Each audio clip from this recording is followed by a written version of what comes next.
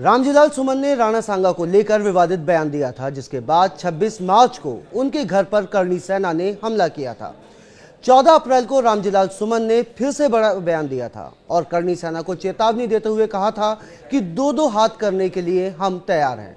वहीं क्षत्रिय समाज के सभी संगठनों ने बुधवार को एक साथ प्रेस वार्ता कर रामजीलाल के दो दो हाथ वाले बयान पर पलटवार करते हुए कहा कि सुमन जगह और स्थान बताएं, वो तैयार हैं।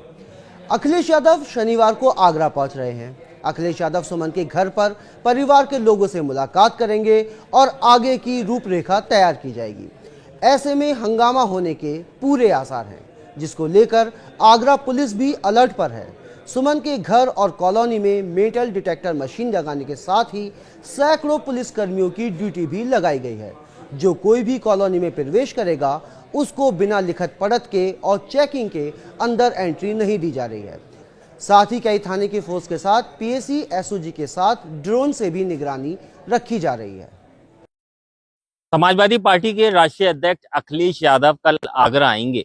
वह रामजीलाल सुमन से मुलाकात करेंगे, उनके घर पर जाएंगे। साथ ही साथ करणी सेना के द्वारा जो हमला किया गया था उस पूरे मामले की जानकारी लेंगे और फिर आगे की रूपरेखा तैयार की जाएगी। उसको लेकर आगरा में समाजवादी पार्टी के कार्यकर्ताओं ने तैयारियां शुरू कर दी हैं। साथ ही साथ कार्यकर्ताओं के अलावा आगरा पुलिस की भारी तैयारी देखने को मिल रही है, जिससे कि राष्ट्रीय अध्यक्ष अखिलेश यादव जब आगरा में होंगे तो कहीं ऐसा ना हो कि समाजवादी पार्टी के कार्यकर्ता कोई हंगामा करें या फिर करणी सेना के द्वारा कोई हंगामा किया जा सके। यही वजह है कि रामजीलाल सुमन के घर को छावनी में तब्दील कर दिया गया है।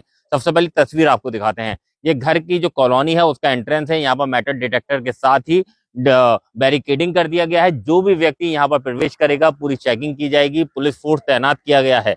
दूसरी तस्वीर आपको और दिखा रहे हैं, रामजीलाल सुमन के घर के बाहर की तस्वीर है। कल की तैयारियां चल रही हैं, टेंट लगा दिया गया है, साफ सफाई का काम अभी भी जारी है।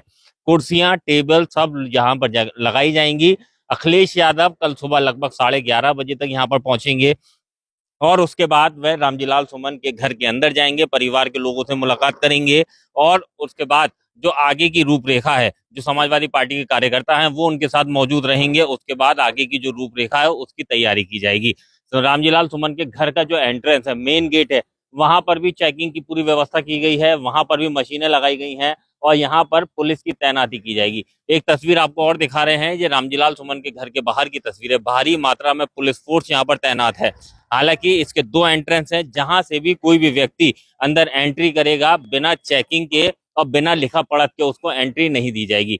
साफ कह सकते हैं जिस तरीके से बीते दिनों रामजीलाल सुमन के घर पर हमला हुआ उसके बाद से लगातार आगरा पुलिस अलर्ट मोड में दिखाई दे रही है। एसओजी, सर्विलांस और ड्रोन के माध्यम से निगरानी रखी जा रही है।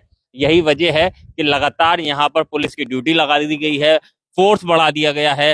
हालांकि जिस तरीके से करणी सेना के द्वारा दोबारा हमला करने की बात कही गई थी उसके बाद से आगरा पुलिस लगातार अलर्ट मोड में है। पुलिस का दावा है कि आगरा का माहौल नहीं बिगड़ने दिया जाएगा। यही वजह है कि अखिलेश यादव जब आगरा आएंगे तो उसको लेकर भी पुलिस को अलग अलग जानकारियां मिल रही हैं। एलआईयू के द्वारा नई जानकारी मिली, कहीं कोई हंगामा ना हो सके, समाजवादी पार्टी के कार्यकर्ता अखिलेश यादव को देखकर कोई हंगामा ना करें या करणी सेना के द्वारा कोई प्लान तैयार किया गया हो वो कामयाब ना हो सके, उसको लेकर लगातार आगरा पुलिस अलर्ट मोड में है। यही वजह है कि रामजीलाल सुमन के बाहर भारी मात्रा में पुलिस फोर्स तैनात है, चप्पे चप्पे पर नजर रखी जा रही है। तो उसके अलावा समाजवादी पार्टी के कार्यकर्ता कल की तैयारियों में जुटे हुए हैं। कामिर कुरैशी, न्यूज़ 18 आगरा।